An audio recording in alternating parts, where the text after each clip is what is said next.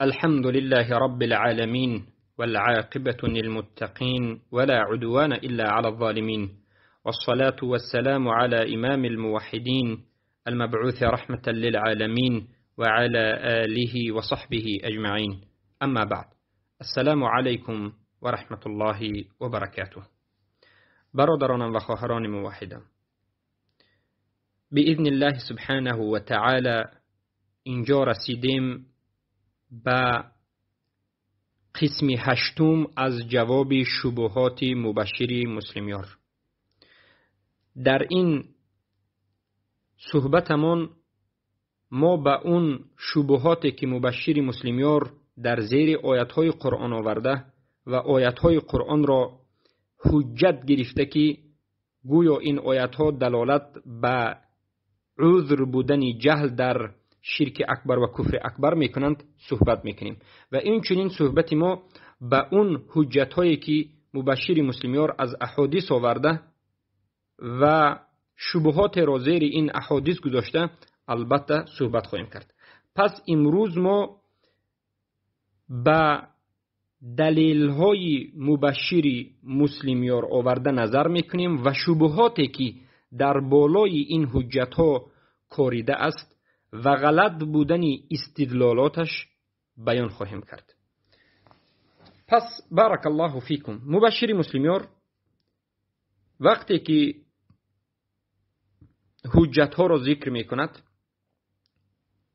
در اثبات نمودن این که جهل در شرک اکبر عذر است،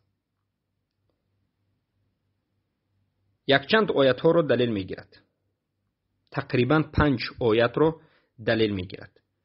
از سوره بقره و از سوره بارک الله فیکم نساء و این چنین از سوره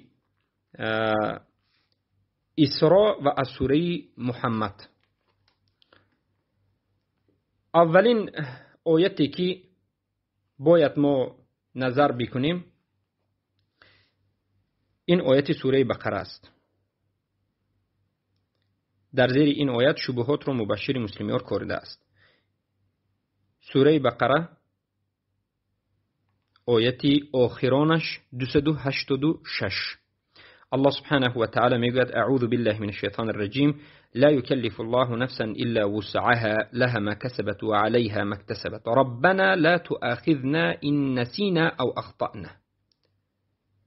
این انمی قسم محل حجت وجه الدلاله میگن علما، جایی که حجت گرفته است مبشر مسلمیار انم اینجاست که ربنا ای الهی ما ای رب ما لا تؤاخذنا ما را معاقبه نکن، یعنی ما را عذاب نده با اون چیزی که این نسینه اگر فراموش بکنیم او اخطأنا اگر خطا بکنیم. و بعد از این در اینجا میگه خطا از جهل به وجود می آید. کسی که خطا کرد پس شرک اکبر رو انجام بدهد هم پس جاهلانه خطا رو میگیم که این جهل است میگیم و جاهلانه شرک اکبر کرده باشد. در این آیت اومده ایستاده است که مؤمنان طلب کردند که ای الله ما رو مؤاخذه نکن، معاقبه نکن، ما رو به جوابگری نکش زمانی که یک کار رو فراموش کرده یا خطا کردیم بدون قصد عمل کردیم، ما رو به جوابگر نکش. و در روایت ما مسلم اومده است در روایت صحیح که الله سبحانه و تعالی به مؤمنان جواب داد و گفت قد فعلتو، من به همین طلب شما چی کردم؟ اجابت کردم. یعنی در حقیقت امت پیامبر صلی الله علیه و سلم وقتی که یگون عملی رو از سبب فراموشی یا از سبب خطا انجام دادند الله سبحانه و تعالی درگذشته است، یعنی اونها رو عقاب نمی کند، به جوابگری نمی کشد. آیا در اینجا کلمه جهل اومده است؟ نه اومده است، لیکن کلمه خطا اومده است. کلمه خطا رو مبشر مسلمیار میگه که این جهل است، این جهل است میگه. البته این تعویل است و تحریف است و این منهج اهل بدعت است. یگان نفر علمای اهل سنت و جماعت کلمه خطا رو مطلقاً جهل نمیگن، بلکه این تفصیلات دارد. بارک الله فیکم. و اون تلبیسی که از سخن بعضی از علما کرده این تلبیس است که ما در حلقه گذشته در ذکر سخنهای علما شبهاتی که آورده است جواب دادیم. ما بار دیگر تکرار میکنیم در مسئله شرک اکبر از موانع التکفیری که 4 یا 5 تا است، مثلا اکراه، جهل، خطا، نسیان، تعویل، از همین ها اکراه عذر است، نسیان عذر است و خطا هم به معنای، نه به معنای که اهل بدعت میفهمن که جهل است، میگن که خطا از جهل به وجود میاد پس از این مراد که جهل عذر است. نه، اگر خطا جهل می بود در موانع التکفیر هم خطا و هم جهل رو علاهده ذکر نمی کردن. خطا یک چیز است، جهل یک چیز دیگر است. خطا گفته چی رو میگه؟ یک عمل رو انسان قصد نکرده انجام بدهد، مقصدی انجام دادن همین عمل رو نداشت اما انجام داد. در راه گشته رفته ایستاده بود، به اهمیتی کرد و به یک خانه در آمده موند. مقصدش به این خانه در آمدن نبود، اما در آخر راه باید به طرف راست میگشت، نگشت و به یک دروازه که شده رفت، فکر کرد که همین راه است. انا این رو خطا میگن. آیا به همون خانه‌ای که دروازه اش باز بود یک انسانی که بناگاه خطا کرد و در آمد قصدی به همون خانه در آمدن رو آیا داشت یا نداشت؟ نداشت. به خبر در آمد، فکر کرد که این همون راه است. انا این رو خطا میگن، انا این معذور است. اما یک آدمی که از اولی به راه بر آمدنش درون خانه در آمدن به یک خانه معین در آمدن رو مقصد کرده باشد و رفته درآید، برنامه داشته باشد، نقشه داشته باشد که به فلان خانه من رفته می‌دارم، آیا وقتی که رفته در آمد ما میگیم که در آمد یا ندار آمد؟ در آمد. اما فرق هر دوی این چیز است. چی است؟ یکی اش مقصدی در آمدن نداشت و بناگاه در آمده موند، فکر کرد که این راه است. یکی اش مقصدی در آمدن داشت اما نمیفهمید که اگر در آید گناهگار می شود. انا این دو چیز است. یکی اش خطا است، دویمش جهل است. جهل به این که در آمدن رو خواست اما جزای در آمدنش رو جاهل بود. چگونه ای که امروز مشرکین نقشه میکشند، از خونهشون میبرند، میروند در گرد قبر طواف، ذبح، مزار پرستی میکنند به نقشه. اینها جاهل نیستند، اینها همون عمل رو قصد کرده میروند به مقصد، به نقشه. اما از جزا و از عقاب و از عذاب این کارشون جاهلند، به حکم جاهلند، نه به خود عمل. به خود عمل قصد دارند اما به حکمش جاهلند. انا اینها مشرکند، زیرا که اینها جاهلانه همون حکم عملشون رو نفهمیده انجام داده ایستادند. جهلشون نه بر بالای عمل است بلکه به بالای حکم عمل است. این رو میگند غیر معذور است. ما درباره این صحبت کردیم. اما یک انسانی که قصد انجام دادن یک عمل رو نکند، یک انسانی که برنامه و نقشه انجام دادن یک عمل رو نکند، در این حالت اگر یگان عمل در غیر قصدش به غیر قصدش به وجود آید، یگان سخن کفریه یا یگان عملی کفریه که او اصلا همون عمل رو قصد نکرده بود، در این حالت این معذور است. مشخله که حدیثی امام مسلم روایت کرده، اون انسانی که شترش رو به آب گم کرد و بعد از این وقتی که شتر پیدا شد از سبب سخت خرسندی چیکار کرد؟ گفت اللهم انت ربی، اللهم انت عبدی و انا ربک. ای الله تو بنده من هستی و من رب تو هستم. این گپ سخن کفر است یا نیست؟ کفر است. آدم کفر می شود یا نه؟ کفر می شود. لیکن انسان رو کفر نگفتند. الله برعکس این انسان رو بخشید. چرا؟ برای اینکه همین سخن گفتنش رو او به قلبش قصد نکرده بود. همین سخن کفری برآمدنش رو، یا که بگیم همین سخنی که برآمد، همین سخنی که برآمد اصلا وای فکر میکرد که دیگر چیز برآمد، زیرا این انسان در قلبش قصد داشت که ای الله تو ربی من هستی، من بنده تو هستم فکر کرد، اما سبقت اللسان شد. این رو سبقت اللسان میگن. ما یک چند بار بیان کردیم که در اولی رد یکممون سوره نحل آیت 106 به همین دلالت میکند که الله میگوید اعوذ بالله من الشیطان الرجیم من کفر بالله بعد ایمانی. هر کسی که به الله کفر ورزد بعد از ایمانش، آشکار بعد از ایمانش گفته شده است. این آیت به یهود و نصاران، به امت اسلام داخل دارد. اگر مبشر مسلمی گوید که این آیت هم به یهود و نصارا داخل دارد، البته این یک ضلالت است و این یک گمراهی است و از منهج اهل سنت دور بودن و به منهج گمراه داخل شدن است. الله گفته است من کفر بالله بعد ایمانی، هر کسی که کفر ورزد به الله بعد از ایمانش. شرک اکبر هم کفر است، یکی از جزئیات کفر. پس کفر اکبر و شرک اکبر رو کسی بعد از ایمانش انجام بدهد، حکمش چی است؟ کافر است. اما یگان عذر دارد؟ الله گفت بله عذر دارد. در کدام حالت؟ الا من اکره و قلبه مطمئن بالایمان، بجز یک انسانی که اکراه کرده شده باشد، یعنی مجبور کرده، زده و لطکوب کرده او را مجبور کرده باشند، در حالتی که قلبش پر از ایمان باشد، یعنی در حالتی که به قلبش همون عمل رو انجام دادن رو قصد نکرده، فقط رویکی کرده باشد. چلی که حدیث عمار ابن یاسر، حدیث صحیح معروف است که یاسر رو به قتل رسانیدن، پدر عمار سمیه رو به قتل رسانیدن رضی الله عنهم، و وقتی که قریب بود که خود عمار رو به قتل رسانند، سخن کفری رو گفتند، یعنی پیامبر رو گوی و تحقیر کردن دشنام دادند. و بعد از این که به نزد رسول الله رفتند، رسول الله گفتند چخیل قلبت رو میابی؟ آیا به قلبت همین عمل رو انجام دادنش رو قصد کردی؟ نه، قصد نکردم، قلبم پر از ایمان است. گفتند تو بخشیده میشه. و این آیت نازل شد. در دوام آیت الله میگه ولکن من شرح بالکفر صدرا، هر کسی که به کفر قلبش رو کشوید، یعنی یک انجام دادن عمل کفری که کفری بودنش رو نداند، هم همون عمل رو چی کند؟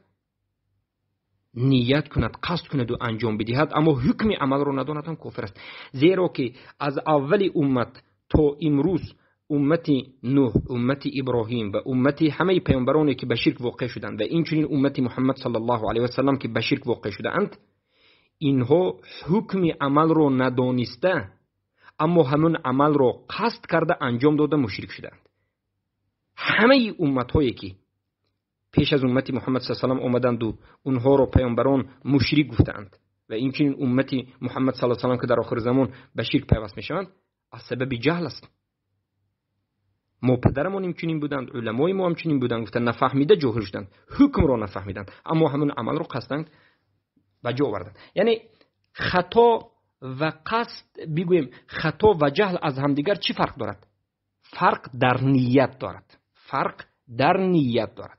خطا یک عملی که شما اصلا همون عمل رو انجام دادنش رو نقشه نداشتید، قصد نکردید و نیت نکردید و بناگاه غیر چشم داشت شما نخواسته به وجود آمد، شما اصلا دیگه چیز میخواستید.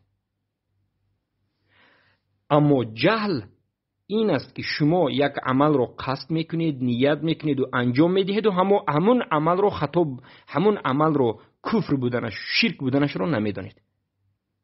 فکر میکنید که این عمل رو اگر من کنم جزا کرده نمیشد. انا این فرق از زمین تا آسمان است بین خطا و بین جهل. اما از همین جهت، بله از همین جهت علما در شروط بگویم موانع التکفیر خطا رو جدا، جهل رو جدا نوشتند. اگر خطا و جهل یک چیز می بود با وجود این چیز نمی آمد. پس این آیت آورده اش حجت علیه خود مبشر مسلمیان است. ما این آیت رو قبول داریم و بر بالای این آیت حدیث صحیح را میاریم که پیامبر صلی الله علیه و آله گفتند ان الله تجاوز عن امتی الخطأ والنسیان وما استکرهوا علیه.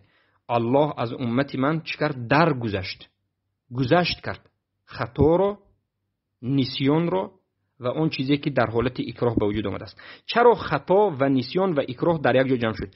سببی عذر بودن هر سه این چیز، خطا، فراموشی، نسیان و اکراه، سببی هر سهش یک سبب است. قصد نکردن انجام دادن یک عمل، یعنی وجود نداشتن قصد، هم در اکراه وجود ندارد قصد عمل و هم در نسیان وجود ندارد قصد کردن عمل و هم در خطا قصد وجود ندارد. از همین جهت کسی که قصد یک عمل رو نکرده است انجام دادنش رو، این انسان عذر دارد. از همین جهت دیوانه ها بگویم، مجانین ها، مجنون ها کسانی که عقل ندارند، یا که کودک ها، یا که کسانی که کر هستند و گنگ هستند و اصلا نشنیدند و نفهمیدند و عمل را بدون قصد انجام میدن معذور هستند. چرا کودک معذور است؟ برای اون که قصد ندارد، قصد یگان عملی مخصوص رو ندارد، عقل کامل که ندارد قصد کرده نمیتواند. تا سن تمیز، نه سن بلاغت. بلکه امام ابن جریر طبری در کتاب التبصیر فی معالم الدین در سن تمیز میگن و این جمهور علما است که وقتی که کودک به سن 7 ساله 8 ساله یا که به سن عقل کمی میدراید جدا کرده میتواند خوب و بد رو. او اگر شرک و کفر کند او رو مشرک و کافر و مرتد گفته میشود.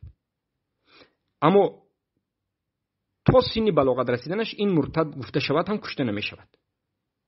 فرق انسانی به بلاغت رسید اگر مرتد شود این است که توبه کننده میشد، اگر توبه نکند کشته میشد. اما یک جوانی که به سن کودکی از سن کودکی برآمده به سن بلاغت ندر آمده در بین است، این اگر مرتد شود این رو البته که کشته نمیشود تا سن بلاغت نرسد.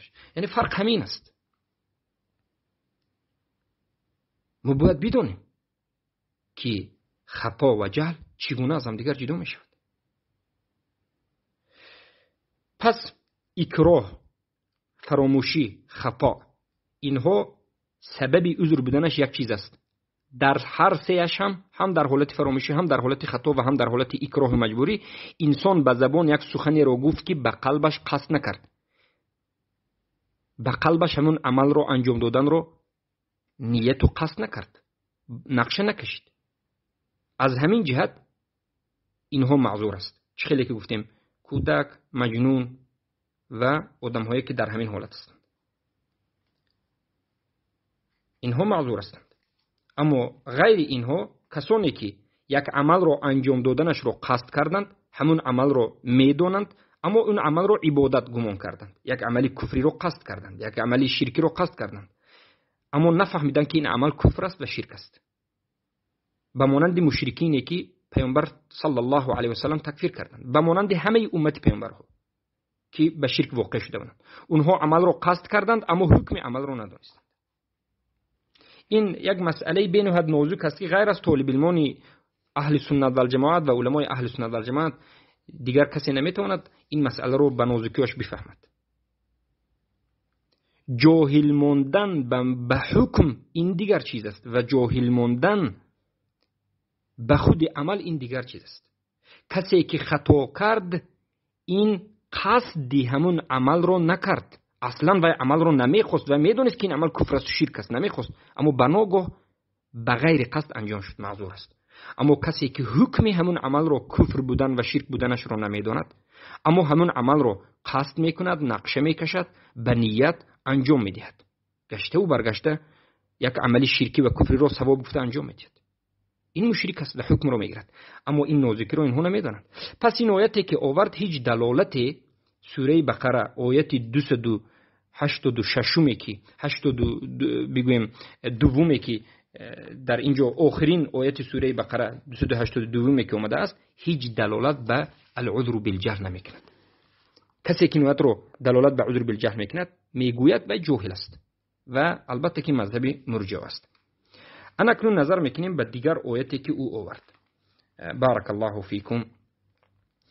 سوره نساء آیتی 115 را مبشر مسلمیان دلیل گرفت و گفت که این آیت هم دلیل می شود که کسی که جاهلانه شرک اکبر و کفر اکبر رو کرده باشد این چی است؟ کافر نمی شود، مشرک نمی شود، این رو مسلمان میگیم. دلیل این آیت رو آورد. سوره نساء آیت 115 الله چی میگه؟ و من یشاقق الرسول من بعد ما تبین له الهدى ويتبع غیر سبیل المؤمنین نوله ما تولى ونصله جهنم وساءت مصیرا. هر کسی که مخالفت رسول را کند، یعنی از همون راه و نشان داد و منهج رسول الله بیرون شود، از عقیده رسول الله بیرون شود و مخالفت کند و از رسول الله جدا شود، بعد از فهمیدن و علم پیدا کردن و بعد از آشکار شدن، یعنی ببینید بعد از فهمیدن اگر جدا شود، بعد از فهمیدن هدایت یعنی بعد از حجت رسیدن، بعد از علم پیدا کردن اگر از منهج رسول الله بیرون شود، الله در دوامش میگه و از غیر از راه مؤمنین بیرون شود، یعنی از راه مؤمن ها هم بیرون شود، نولیه ما تولی و نصلیه جهنم و ساءت مصیرا، ما اینو به جهنم میاندازیم و به همون راهی بدی رفته اش باز میبریم. در این آیت البته اومده شده است مسئله آدمی که جاهل نباشد، یعنی آدمی که دید و دانست و فهمید و از منهج پیامبر بیرون شد، جزای این چی بوده است؟ جهنم بوده است. آیا این آیت دلالت به عذر بودن جهل در تکفیر اسم میکند؟ نمیکند. این دلالت به تکفیر حکم میکند. ما یک چند بار در درس ها گفتیم، بار دیگر میگوییم. شیخ الاسلام ابن تیمیه گفتند که الاسم یثبت قبل الرساله، خیلی که در مجموعه الفتاوا آمده است، و اسم قبل ابلاغ الحجه ثابت می شود. یعنی آدمی که کفر اکبر یا شرک اکبر رو کرد، اگرچه جاهلانه باشد، 100% جاهل است، شرک اکبر کفر اکبر رو انجام داد، اسم به او گرفته میشد. یعنی تکفیر اسم یک نمودی تکفیر اسم. ما این انسان رو چه میگیم؟ مشرک یا کافر. مشرک و کافر. اما تکفیر معذب دومین نمودی تکفیر معذب که حلال کردن خون مالش، قتل کردن، جهنمی گفتن، آیا ثابت می شود؟ ثابت نمی شود مگرم بعد از حجت رسیدن و فهمیدن و دانستن. از این میبرد ما دو نمود مشرک داریم: مشرکی که جاهل است و مشرکی که عالم است. مشرک جاهل فقط نامش مشرک و کافر گفته می شود، خون مالش حرام است و این را جهنمی گفته نمی شود، اما این کافر است، مثل کافرها معامله میکنه. اما دومین نمود مشرکی که این مشرک دیده و دانسته از منهج پیامبر بیرون شده است، این هم ظاهرا و هم باطنا کافر است، مرتد است و در این دنیا و آخرت این آدم کافر است، هم در این دنیا هم در آخرت. یعنی این جهنمی است، اگر همچنین بمیرد جهنمی است. پس از همین جهت ما گفتیم که علما دو نمود تکفیر اسم و تکفیر معذب. با انسانی که علم رسیده، حجت رسیده، هم تکفیر اسم و هم تکفیر معذب، هر دو تکفیر جمع می شود. خیلی که شیخ الاسلام تیمیه و علما میگن، یعنی هم این رو مشرک میگیم، هم این رو جهنمی میگیم. اما یک انسانی که به او حجت نرسیده، اصلا نفهمیده، شرک اکبر رو کرده، ما این رو فقط مشرک و کافر میگیم، اما جهنمی نمیگیم. زیرا که آدمی که در حقیقت حرکت کرد و نفهمید و نتوانست، اگر حجت نرسیده، در حقیقت شرعا حجت نرسیده باشد، یعنی قرآن و سنت به او نرسیده باشد هم به زبان خودش نرسیده باشد، بمیرد الله امتحان میکند. اما انسانی که به او حجت رسید، قرآن و سنت به زبان خودش ترجمه شد و رسید و شرک اکبر رو کرد، او بمیرد، او رو امتحان الله نمیکند، بلکه علی طول جایش جهنم است، راست جهنم میرود. زیرا که الله برای مشرکین جنت را حرام کرده است. پس این آیت هم سوره نساء 115 هیچ دلالت نمیکند. این آیت دلالت به تکفیر معذب میکند. ما هم این آیت رو حجت میاریم که هر کسی که دیده و دانسته به شرک اکبر و کفر اکبر واقع شود، ان همین آیت که این آدم جهنم میرد، یعنی این به کفر عذاب تعلق دارد. تکفیر اسم و تکفیر معذب گفته است، این به کفر عذاب. یعنی الله گفته است که دیده و دانسته اگر تو از راه منهج رسول الله بیرون بشوی، تو جهنم میروی.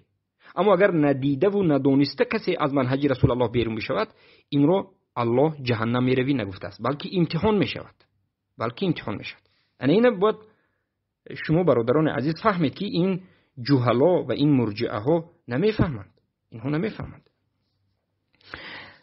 آیت سومی که مبشر مسلمین حجت آورده سوره باز نساء آیت 164 است. الله میگه و رسولا قد قصصناهم علیک.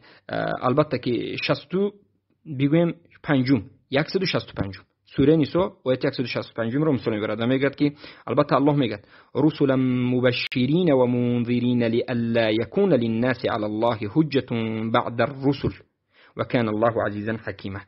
رسول ها را ما فرستادیم که بشارت دهنده و بیم دهنده هستند تا که این انسان ها به الله در روز قیامت حجت آورده نتوانند و الله عزیز و حکیم است. میگه که این آیت دلالت به عذر بالجهل میکند. چگونه؟ میگه که پیامبران برای بیم دهی آمده هستند. اگر کسی به بیم نداده شود، از این مراد که این یعنی جاهل است، عذر دارد. این یک حجت آوردن جاهلانه. حتی همه مرجئه ها هم بعضی این آیات رو علمای مرجئه هم نمیبرند، لیکن اینها که جاهل هستند نمیفهمند که چی گفته شدند میبرند. این آیت هم دلالت به کفر معذب و کفری که بعد از این کفر آدم عذاب به جهنم می رود دلالت میکند. یعنی الله رسولان رو برای چی فرستاد؟ برای اینکه به مردم حجت رسد و در روز قیامت این مردم به الله نتوانند که بگویند که ای الله تو ظالم هستی، به ما حجت نرسید، ما جهنم نانداز.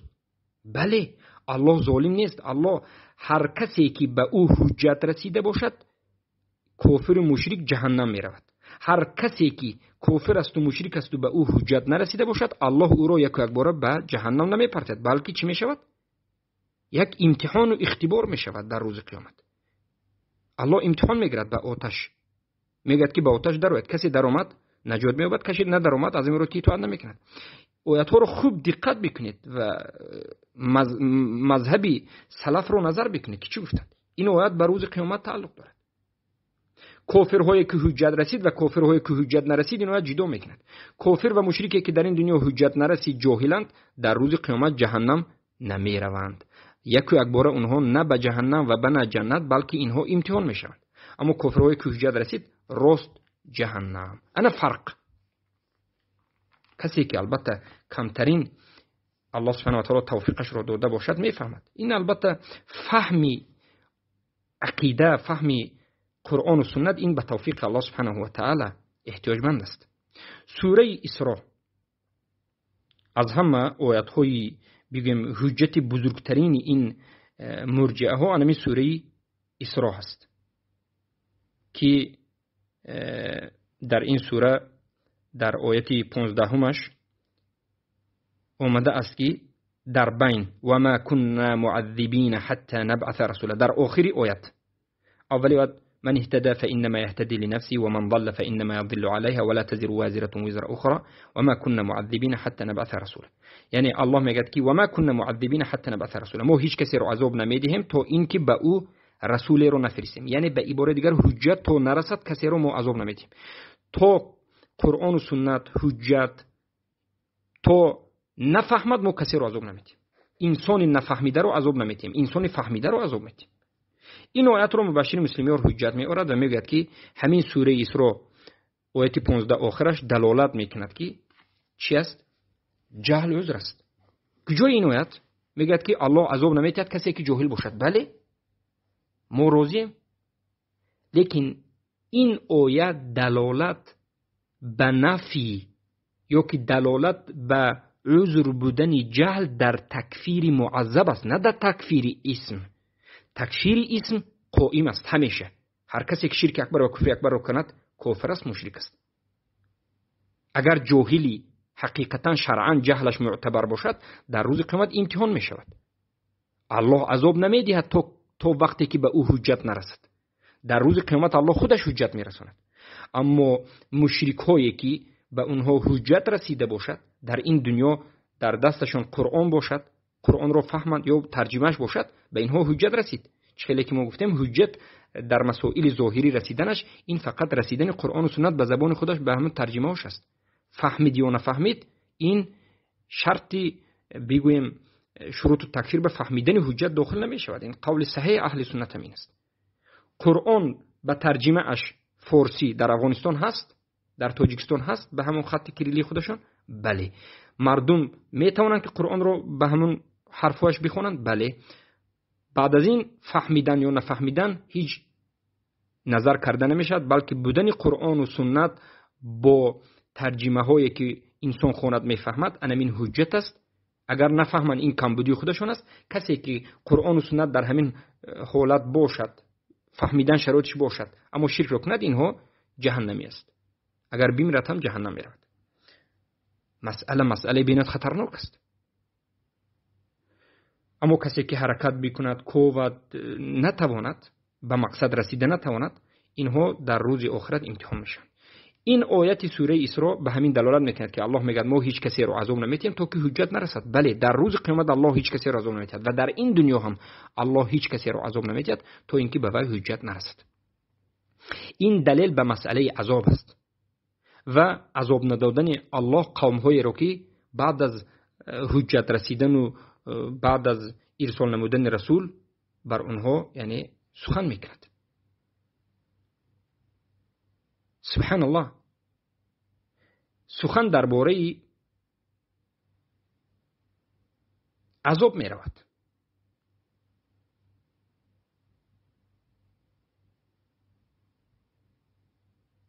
اما اگر این آیت رو بگوییم که حجت است که جهل عذر است و این انسان ها رو ما مسلمان میگیم، کسایی که لا اله الا الله گفت لیکن شب و روز شرک رو انجام میدهد، به تمام هنر شرک رو و کفر رو انجام میدهد از سبب جهل، او مشرک است یا نیست؟ از نظر مرجئه مشرک است، از نظر مرجئه ها مسلمان است، مؤمن است، از نظر اهل سنت مشرک است. اما در روز قیامت اگر در حقیقت جهلش اعتبار معتبر باشد، خودش سبب نشده باشد به جهلش، کفته باشد، حرکت کرده باشد، نیفته باشد، در این حالت البته امتحان نشد. پس انسان ها پیش از اقامت حجت کردن عذر دارند در احکام آخرت، اما در احکام دنیا در مسئله اسم مشرک و کافر گفتن عذر ندارند. در روز یعنی پیش از حجت رسانیدن اینها عذرشان همین است که عذاب، الله اینها را عذاب نمیده زیرا که جاهل بودن. این عذر به عذاب است. الله عذاب نمیده انسان هایی که جاهل بود، نه در دنیا نه در آخرت. اما کسایی که جاهلانه شرک اکبر و کفر اکبر کردن اسم رو میگیرن مشرکن. این یک رحمت الله است. این یک رحمت الله است که انسان هایی که جاهل هستند اونها رو عذاب نمیدهد. این یک رحمت الله است. اما میگه که اینها مشرکند، اینها کافرند، مشرکند، اما اینها رو عذاب نمیدهد. بارک الله فیکم. در این مسئله سخنهای علما بین زیاد است.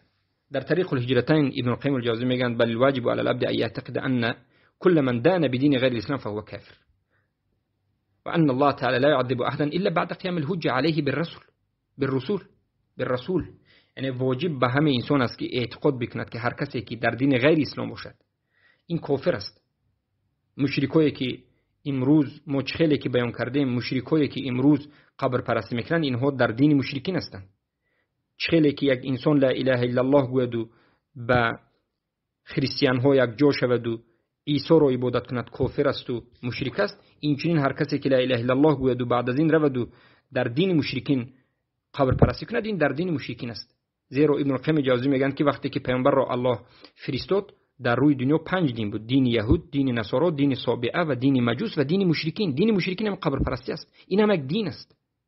چخلی که یک کسی که لا اله الا الله گوید و با همراهی نصرانی ها، یهودی ها، هر هفته یک بار همراه اینها در گردنش کریست باشد و رود و عبادت همراهی نصرانی ها عیسی را بکنند، ما این انسان را مسلم و نصرانی گفتن نمیتوانیم و این کفر است. این سخن رو کسی که این رو میگه کفر است. این چنین یک انسانی که رفت به دین مشرکین قبر پرستی کرد، این رو ما نمیتونیم مسلم و مشرک بگیم. این مشرک است و کافر است. اما ان الله تعالی لا يعذب احدا الا بعد قیام الحجه. الله هیچ کسی رو عذاب نمیتیم مگر اینکه بعد از قیام حجت. ببینید که ابن القیم جوزی چگونه جدا کرده شدن که ما مشرک میگیم، کافر میگیم، اما الله عذاب نمیتید مگر بعد از قیام حجت. هذا في الجمله والتعيين موكل الى علم الله وحكمه. هذا في احكام الثواب والعقاب. یعنی عذاب، مسئله عذاب دادن و جهنمی گفتن، این مسئله احکامی یعنی ثواب عقاب است. اما احکام دنیا چی؟ و اما فی احکام دنیا فهي جارة على ظاهر الامر. در احکام دنیا جاری بر ظاهر امر است. ظاهرش اسلام است، مسلمان است. ظاهرش کفر شرک است، مشرک است. انا این است حقیقت.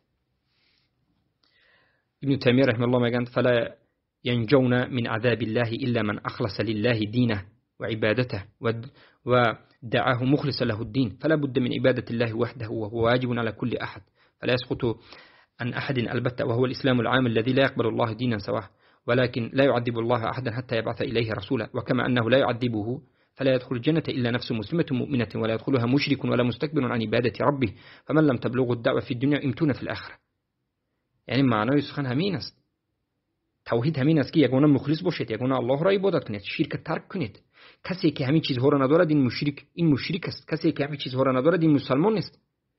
ضرور است که یگانه الله را عبادت کنید. به هر یک انسان این فرض است. اما کسی که از سبب جهل شرک را کرد و کفر را کرد، الله این را عذاب نمیدهد، اما این به جنت نمیدارد تو همان زمانی که امتحان نشود. پس این مشرک است. اگر این را ما مسلمان میگفتیم این به جنت میدارد. در مجله 14 مجموعه الفتاوا صفحه 477 ذکر شده است. پس این آیت درباره عذاب رفته شده است، نه درباره بگیم تکفیر معذب رفته شده است. این رو تکفیر حکم یا تکفیر معذب میگن. اما نه، سخن ما درباره تکفیر اسم است. ما هم به این آیت قائل هستیم. امام شنقیطی رحمه الله ببینید که در زیر این آیت در تفسیر اضواء البیان چی میگن؟ بارک الله فیکم. میگن که ظاهر الآية أن الله لا يعذب أحدا لا في الدنيا ولا في الآخرة حتى يبعث إليه رسولا ينظره ويحذره. ظاهر آیات فقط به عذاب تعلق دارد، نه به اسم. ما هم وقتی که کس رو مشرک میگیم او رو نمیگیم که جهنمی است یا الله عذاب میتید. نه، ما میگیم که تو حجت قائم نشود الله عذاب نمیتید. بارک الله فیک. پس این است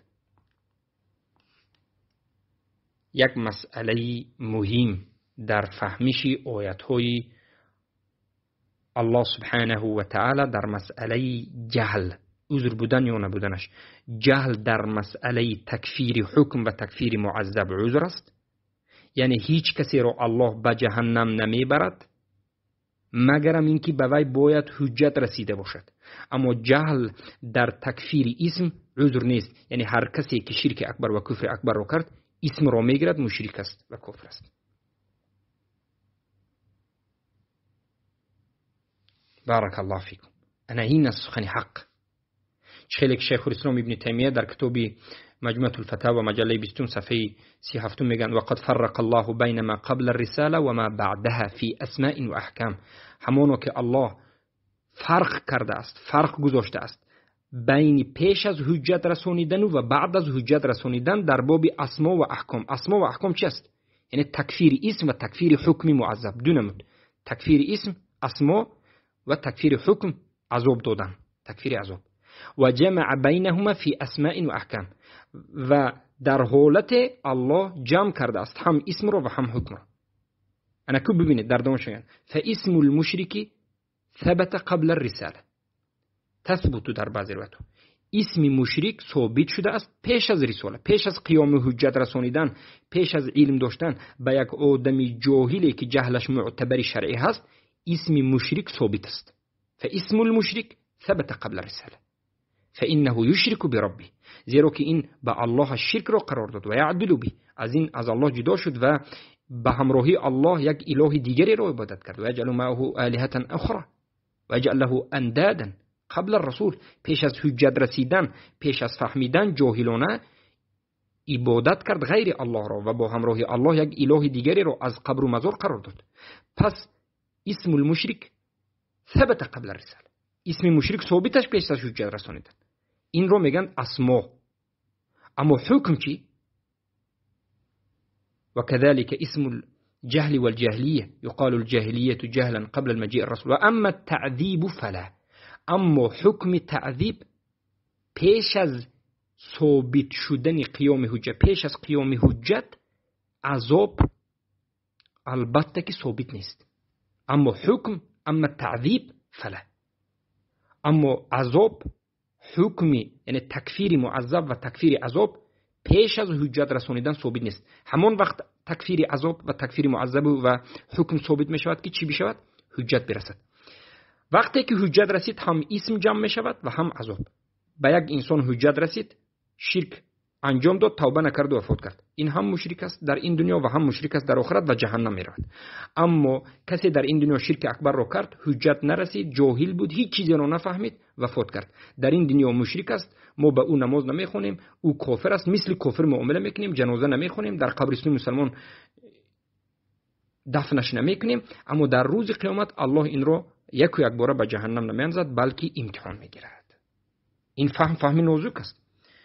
مبشر مسلمیان حتی تکفیر معین رو یعنی انکار کرده، نفهمیده که این منهج مرجئه های غلات است و شیخ اسحاق ابن عبدالرحمن ابن حسن ابن محمد ابن عبدالوهاب، یکی از علما و مفتی نجد، در کتاب تکفیر معین میگویند. البته تکفیر معین کتاب دارند و این چنین در این مسائل علمای نجد بسیار نوشتند که تکفیر معین ثابت است.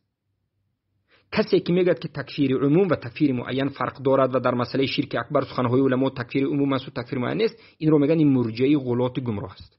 علمای نجد میگن. در همین تکفیر معین اسحاق میگن که بل اهل الفتره الذين لم تبلغهم الرساله والقران وماتوا على الجاهليه لا يسمون مسلمين بالاجماع ولا يستغفرون لهم وانما اختلف اهل العلم في تعذيبهم. اهل فتره اونهایی که به آنها هیچ رسالت نرسید از قرآن و در جاهلیت وفات کردن، اینها رو هیچ کسی به اجماع مسلمان نمیگه و به آنها استغفار کرده نمیشد و علما اختلاف کردن در تعذیبشون و همچنین سخنها. بارک الله فیکم. پس در زیر این آیات سخنهای علما رو شما نظر کردید، سخنهای علما رو دیدید که چگونه علما سخن میکنن. این آیات به تکفیر معذب است. بارک الله فیکم. بارک الله فیکم. اینجا یک آیت دیگر از سوره محمد رو آورده است که آیت 25 است. مبشر مسلمیان این آیت رو میگوید که دلالت به عذر بودن جهل میکند. این آیت رو ببینید، سیاق آیت میگن منهج اهل سنت و الجماعت سیاق دارد. ما یک چند بار به شما فهموندیم که اهل بدعت یک آیت رو خوانند یا دوامش پایینش رو یا بالاش رو نمیخوانند. این آیت هم دلالت به کفری چی میکند؟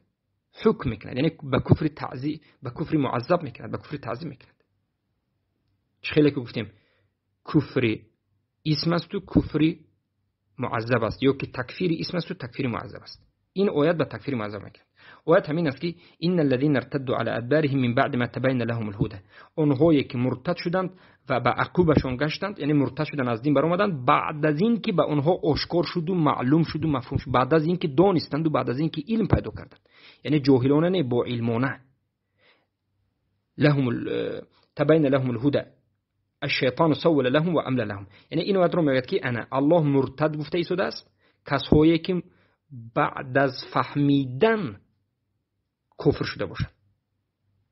ما میگیم که این آیت رو دوامهایش رو خون که الله درباره عذاب گفت زده است. میگه که ذلك بانهم قالوا للذين كفروا ما نزل الله سنطيعكم في بعض الامر والله يعلم اسرارهم فكيف اذا توفتهم الملائكه يضربون وجوههم وادبارهم. این آیت درباره آیتی یعنی تکفیر معذب دلالت کرده است. یعنی ملائکه هم میبینند، میزنند، عذاب میدهند. به خاطر چی؟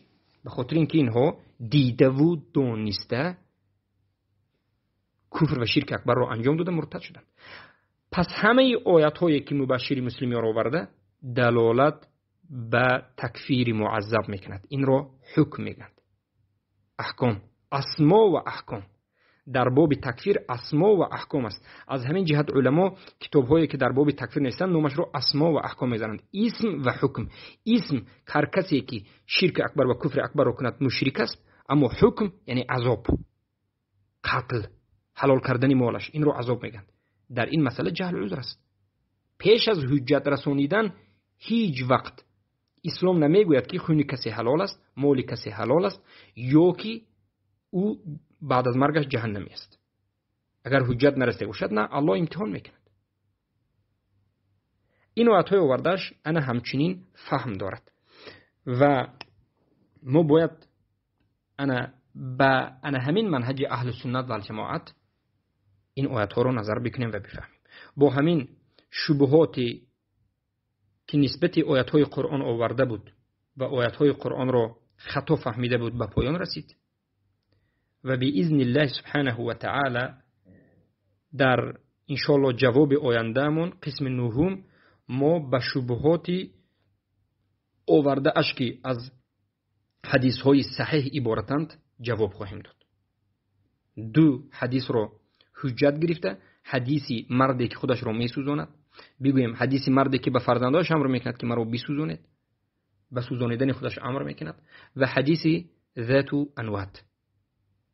به هر دوی این حدیث در جواب نهم البته که با تفصیل جواب خواهیم داد، زیرا این شبهات مرجع است و همه علما این مسائل و این بگویم آیات هایی که می آورند و این حدیث هایی رو که حجت می آورند در مسئله عذر بودن جهل، همه علما کیها چند صد ساله ها پیش جواب دادن، گفتن که این دلیل ها و این دلیل های مرجع است و این شبهات است.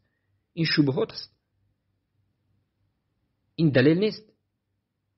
از این استدلال گرفتن درست این دلیل است، بله دلیل صحیح است اما استدلال خطا است. ما میگیم که اینو تو قبول داره اما استدلال شما، فهم شما، حجتگیری شما غلط است. بارک الله فیکم. امیدواریم که انشاءالله الله سبحانه و تعالی عذری ها کسایی که مشرک رو دفاع میکنند و عذری شده اند الله توفیقی داد برایشان نصیب میکند. السلام علیکم و رحمت الله و برکاته.